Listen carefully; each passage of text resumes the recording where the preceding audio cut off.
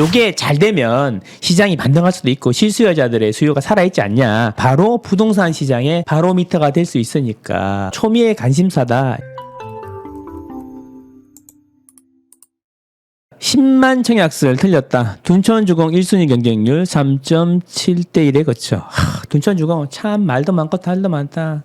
둔천주공의 비밀을 아십니까 여러분? 이게 지금 이까지 올라갔잖아요. 거의 다 올라갔는데 이 정도면 내년에 입주하는데 왜 내년에 입주하는데 지금 청약을 받는 겁니까? 후분양제인가요? 아닙니다. 후분양제는 아니고 선분양 제도인데 둔천주공이 스스로 선택한 늦은 분양입니다. 무슨 소리냐면 우리가 청약을 할 때 분양가라는 게 있잖아요. 그러니까 분양가를 마음대로 정할 수 있는 게 아니라 국가에서 허락을 받아야 됩니다. 얼마 정도 하라고 허가를 받아야 되는데 그게 이제 시세 대비 저렴하게 해야 된다. 뭐 80%다, 90%다. 그래서 2, 3년 전에도 분양할 수 있었지만 그때 분양 안 하고 그때 2, 3년 전이면 계속 가격이 올라가고 있는 거니까 시세가 올라가고 있는 거니까 시간이 늦으면 늦을수록 더 높은 분양가에 분양할 수 있을 거라고 믿었던 것이었죠. 느낌적인 느낌으로다가. 그래서 계속 청약을 미루고 있었던 겁니다. 원래 청약을 하게 되면은 땅만 딱 확보해 놓고 청약을 딱 시작하면은 계약금 10% 받고 달달이 이제 청약자들이 중도금 대출 받아갖고 들어오는 돈으로 공기에 맞춰가지고 딱딱딱딱 진행하면 되는데 공사는 한참 진행해 놓고 이제 청약을 받으니까 그동안에는 이제 누구 돈으로 해야 돼? 예, 은행 돈으로 해야죠. 항상 여러분 돈은 내 주머니에 있는 게 아니고 은행에 있으니까 은행 돈으로 하는 거죠. 은행 돈으로 하는데 이 지따만 건물을 담보로 은행이 돈을 빌려주겠어요? 안 빌려주잖아요. 지따만 집을 담보로 누가 돈을 빌려줘요. 집이 완전 있는 것도 아니고. 그래서 못 빌려주니까 누군가 보증을 써라 그래갖고 시공사들이 보증을 썼던 거예요. 그래서 지금까지 진행했던 거죠. 결론적으로 요약을 하면 선분양임에도 불구하고 분양가를 높이기 위해서 거의 후분양 수준으로 착공한 지 2년이 넘어서 이제 하는 거죠. 시세가 올라가면 분양가도 올라가니까. 그리고 그동안의 돈들은 은행에서 빌렸고 은행에서 빌릴 때 시공사들이 보증을 썼던 거지. 근데 갑자기 시공 비용을 낮춘다고 하니까 시공사에서 공사를 중단하면서 유치권을 걸어버렸던 거죠. 하나 더 있죠. 은행에서 이제 만기가 됐으니까 갚으세요. 예, 둔천주공에다 얘기했는데 둔천주공은 어떻게 뭐 분양을 하기로 했어. 올라가다만 집만 있는데 뭐 이게 돈을 갚을 수 있어요? 없죠. 그러면 이제 그 시공사에다가 보증 썼으니까 니네들이 갚아라고 이야기할 거란 말이야. 그러면 이제 시공사가 보증 안 쓸래요? 연장해야 되는데 시공사 니네들이 보증해 줄 거야? 안 해줄 건데요? 그럼 연장이 안 되니까 예, 둔천주공에다가 은행들이 돈 달라고 하겠죠. 둔천주공은 없죠. 그러면 경매에 넘어가는 거죠. 그러면 이제 유치권 설정해 놨으니까 건설사에서 낼름 먹어버릴 수 있는 거죠. 이런 거를 다 알고 있기 때문에 시공사들이 유치권을 걸었던 겁니다. 어쨌든 말도 많고 탈도 많고 했었는데 드디어 청약이 나왔어요. 예. 그래서 이제 청약을 하는데 문제는 뭐냐면 34평, 제일 인기 있는 34평이 중도금 대출이 안 된다는 거지. 현금으로 갖다 박아야 되는 거죠. 12억임에도 불구하고 둔천주공 청약 때문에 중도금 대출 한도를 9억에서 12억으로 올려줬다는 이야기도 있는데 에이 나도 그렇게 생각해. 예, 그런 거 좀 있다 생각해. 왜냐하면 둔천주공이 분양이 잘 되느냐 안 되느냐가 바로 부동산 시장의 바로미터가 될 수 있으니까. 어쨌든 그래서 둔천주공이 기대가 많이 컸는데 3.7대 1에 그쳤다. 근데 이게 미달난 것도 아니고 애매하다라는 거죠. 그리고 둔천주공 청약 그 다음날 장위, 자이, 레디언트, 장자래가 청약을 받는데 또 이거는 그러면 어떻게 될 거냐? 예, 그래서 초미의 관심사다 이런 이야기죠. 요게 잘 되면 시장이 반등할 수도 있고 실수요자들의 수요가 살아있지 않냐 이렇게 판단할 수 있는데 다 떠나서 그냥 금리가 빨리빨리 안 내리면 계속 이럴 거야. 그쵸? 예. 아시죠? 구독과 좋아요. 기사를 한번 읽어볼게요. 10만 청약설 틀렸다. 둔천주공 올림픽 파크 포레온 1순위 경쟁률이 3.7대 1에 그쳤다. 분양가 금리 부담 작용한 듯. 그치. 집은 비싼데 대출금리는 높고 하니까 예, 작용했겠지. 그래서 이제 금리를 낮추면 돼. 예, 금리를 낮추면 되고 주변 집값이 오른다는 기대와 희망이 있으면 이제 또 불을 뿜겠죠. 아 근데 둔천주공 위치 정도의 분양가가 13억? 14억? 뭐 이러면 괜찮은 거 아닌가? 어쨌든 국내 최대 재건축 단지이기도 하지만 국내 최대 규모 단지이기도 하죠. 강남권에서 오랜만에 나오는 대단지 아파트여서 청약 수요가 몰릴 것이라 생각했는데 예상이 빗나갔다. 이유는 금리 부담하고 집값 추가 하락 우려에 극도로 위축된 주택 매수 심리이다. 매수 심리는 후행적인 거고 결국에는 뭐냐면 금리하고 집값이 더 안 오를 거다라는 생각에 청약을 안 넣었다라고 하는 거죠. 3,695가구만 일반 분양이 나온 거죠. 1순위에서 서울 2년 이상 거주한 사람이죠. 1순위 청약에서 13,647명이 신청했고 미달한 주택형은 없지만 평균 경쟁률 3.67대 1을 거쳤다. 자, 문제는 뭐냐면 이거야. 전용 84 209가구인데 전용 84에 가장 많은 1,968명이 신청해 9.4대 1을 경쟁률을 기록했다. 이 뭔 소리예요? 중도금 대출도 안 되는데 경쟁률이 더 높았어. 그러니까 현금 많은 사람들이 이렇게 많다는 겁니다. 야, 현금 많은 사람들이 이렇게 많아요, 여러분. 뭐 돈 원이잖아요. 나만 없고 다른 사람들은 돈 많다니까요. 은행에도 돈 많고요. 이런 걸 알아야 됩니다.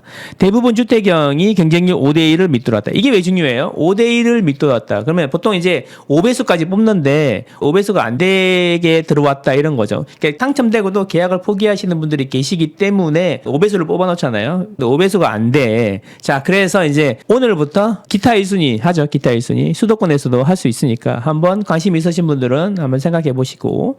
근데 자이 레디언트가 또 있단 말이야. 어떤 걸로 해야 될까 고민이 많이 되시겠습니다. 자, 전용 39제곱미터는 541가구에 560명만 신청해 간신히 미달을 면했다. 역시 실수요자들이 애기들 키우면서 살만한 사이즈가 아니다 보니까 인기가 더 줄었나 봅니다. 아시죠? 구독과 좋아요. 그러면 어떻게 돼요? 2년 실거주 의무에다가 8년 뒤에 전매가 된다는 겁니다. 그러면 2023년에 입주하면 2031년이 돼야지 전매가 된다는 거네요. 뭐 실수요자분들은 들어가셔서 애기들 키우면서 애기 한번 학교 들어가면 12년 지나야 되잖아요. 문제 없을 것 같긴 한데 어쨌든 그렇다. 그동안에 2년을 거주하고 해야 되니까 문제가 또 있을 수 있겠다. 그죠? 거기를 이제 기반으로 점프를 하고 싶은 분들은 매도하기가 쉽지 않겠다. 8년 동안. 그런 거 생각해 보셔야 된다. 일단 주변 시세보다 3, 4억 정도 저렴하다. 이거 하나 메리시다. 이런 이야기죠. 12,000가구가 넘는 초대형 단지인 점, 강남 4구인데다가 올림픽공원과 바로 붙어 있는 입지를 감안하여 청약 수요가 충분할 것이라는 논리였다. 전용 84 물량이 모두 분양가 12억을 넘어 중도금 대출이 안 되고 2년 실거주 의무에다가 8년 전매 금지에다가 한 번 당첨되면 재당첨 금지 5년에다가 이런데도 불구하고 현금 다발 들고 와서 청약을 많이 했다라는 겁니다. 어쨌거나 여러분 중요한 거는 미달됐다는 거죠. 5배수에는 미달됐다는 거죠. 그래서 계약 포기하고 이러면은 줍줍 나올라나 이런 이야기 하시던데 그거는 좀 봐야겠어요. 인기 있는 평형은 안 나올 것 같은데 한번. 그리고 둔촌주공의 대항마 대항마라기보다는 이번 분양 대전에 강북의 대장주 장이자이 레디언트가 어제 특공을 했죠. 오늘 지금 청약 1순위 받고 있습니다. 특공 5대1 둔촌과 뭐가 달랐나? 왜 강남이 3.7대 1인데 왜 강북이 5대 1이냐? 이런 이야기죠. 특공 347가구 모집에 1962명이 몰렸다. 전용 5구하고 7위 경쟁률이 높아 실수요자 청약 통장을 던진 것으로 보인다. 이런 이야기죠. 자, 강남은 84 비싼 거 중도금 대출도 안 되는 게 수요가 많이 몰렸는데 확실히 장이자이 레디언트는 59나 72에 많이 몰렸다 이런 거죠. 강북의 실수요자와 강남의 실수요자들의 시각이 조금 다르다라는 겁니다. 자, 둔촌주공 아파트가요 단군 이래 최대의 재건축 단지자 최대의 단지인데 장이자이 레디언트도 만만치 않아. 단군 이래 최대 재건축이라 불리는 둔촌주공과 비슷한 시기에 분양했지만 일단 지금은 자, 서울 재개발 가운데 장이 레디언트는 최대 규모를 자랑한다. 자, 속으면 안 돼. 서울 재개발 가운데 최대 규모를 자랑하는 장이 뉴타운의 장이자이 레디언트야. 장이 뉴타운이 규모가 크잖아요. 장이 뉴타운은 구역도 많고 엄청 범위가 넓었는데 그동안에 경기 어려울 때 해제되는 곳도 많았고 그랬었습니다. 어쨌든 그 최대 규모를 자랑하는 장이 뉴타운의 4구역이죠. 장이 4구역이 장이자이 레디언트로 다시 태어났습니다.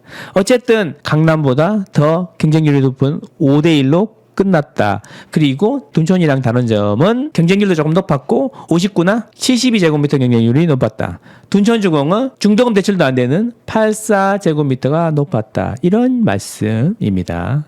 모든 평형이 12억을 넘지 않았다. 59제곱미터는 7억에서 7억 9천. 자, 72제곱미터는 8억에서 8억 9천.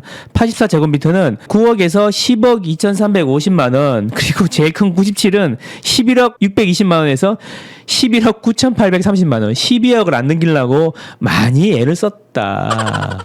이런 말씀입니다.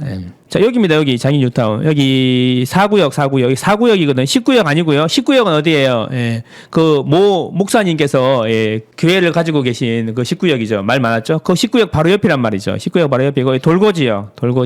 그 앞에 돌고지역으로 가는 이렇게 상가들은 이제 원래 구역이었는데 해제가 됐어요. 해제가 돼가지고 이 상가들이 놓았죠. 4구역, 6구역, 8구역, 1구역, 9구역, 10구역, 11구역들이 다 동선이 돌고지역 쪽으로 모일 거고 이렇게 와가지고 돌고지역 쪽으로 모일 거니까 돌고지역이 이게 다 되고 나면 매우 핫할 거다. 그래서 여기 이제 해제된 상가들이 핫할 거다 이런 이야기죠. 그래서 이제 이 건너편에 있는 상가들도 괜찮을 거다라고 했는데 이미 많이 올랐어요. 항상 여러분 재개발 재건축하면은 관심을 가져야 될 게 아파트도 관심을 가져야 되지만 재개발 재건축 하는 곳 바로 앞에 동선이 모이는 아주 오래된 상가들도 관심을 많이 가져야 된다. 그러니까 상가 그러니까 상가만 관심 가지시는데 단독주택도 밀고 올리면 되잖아요. 예, 그런 거 관심을 많이 가져보셔야 된다. 새로운 블루오션이 될 수 있다. 이런 말씀. 장인 뉴타운 규모 봐라. 와 어마어마하죠. 해제도 많이 됐다가 다시 지진하는 데도 있고 한데 장위 뉴타운 있는 장위동은 원래 서울 강북이 좀 산이 많잖아요. 산이 많은데 여기가 대단히 크고 넓은 평지가 있었어요. 그래서 단독주택이 많이 발달됐고 옛날에 부자들도 많이 살았던 곳이었어요. 이런 거지. 집값은 제가 볼 때 이렇습니다. 단지 크고 넓고 평평해야지 비싸요. 사람들이 그래서 다니기 좋고 살기가 편하니까. 그래서 장위동이 그런 요건을 만족한다는 거죠. 넓고 평평하다. 강북의 전체적인 지형에 비해서 넓고 평평한 데가 많다라는 겁니다. 뭐 미아 뉴타운이나 기름 뉴타운 한번 많이 가보세요. 예. 근데 여기는 이제 단독주택 위주로 돼 있고 상계동, 중계동 이런 데는 이제 아파트 위주로 돼 있으니까 거기는 재건축을 하는 거고 여기는 재개발을 하는 거죠. 어쨌든 4구역 실수요자들은 관심을 많이 가져보시면 좋겠다. 오늘 과연 이게 경쟁률이 얼마나 나올지 진짜 궁금하다. 한번 보자. 둔촌이냐? 장이동이냐? 물론 뭐 가격의 차이는 있지만 실수요자들은 또 가격에 따라서 움직이시는 거니까 돈에 맞춰서 가는 거니까 과연 오늘 장이자이 레디언트 경쟁률이 얼마나 나올지 오늘 저녁이 되면 알 수 있겠네요. 지켜보자고요. 이게 바로 이제 서울 분양시장의 바로미터가 될 수 있는 거니까 여기에 이제 청약 통장이 많이 들어오면 평균 경쟁률이 높으면 최고 경쟁률이 중요한 게 아니라 전체 경쟁률이 중요하다. 전체 경쟁률이 높으면 청약 시장이 아직 살아있다. 이런 이야기 드립니다.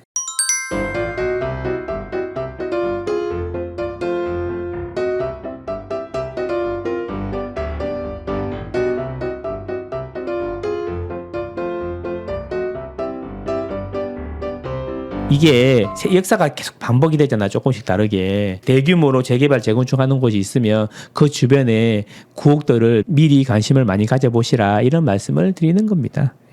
흐름이란 거 알아야 되니까 어디가 평균 대비해서 많이 오를 것인가 이런 거를 항상 고민해 보셔야 돼요. 왜냐하면 우리가 원하는 거는 평균보다 더 나은 걸 원하는 거 아니겠습니까? 그래서 어디가 더 평균보다 나을 건지 이거를 항상 생각하는 게 본인의 경제적 지위가 더 높아지는 거랑 매우 연관성이 크다 이런 말씀. 평균 수익률로는 평균밖에 안 되는 거죠. 여러분들이 투자를 하는 거는 좀 더 나은 삶을 위해서 하시는 거 아니겠습니까?